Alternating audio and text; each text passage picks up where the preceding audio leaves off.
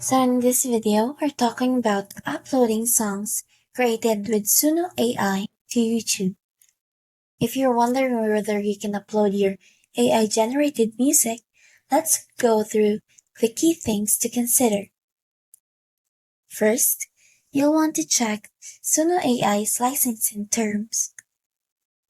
Every AI music tool has specific guidelines about how you can use their creations. Some allow commercial use, while some others may have restrictions. Next, be mindful of copyright issues.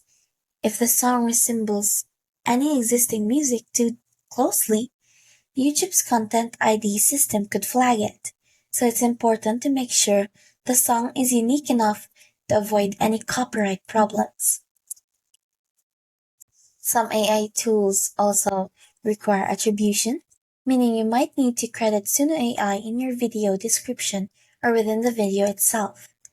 It's a quick step to stay compliant with the terms. Finally, if you're planning to monetize, keep in mind that some platforms might have limits on monetizing AI-generated content. Double-check YouTube's monetization policy to make sure you're eligible. So yes, you can upload Suno AI songs to YouTube,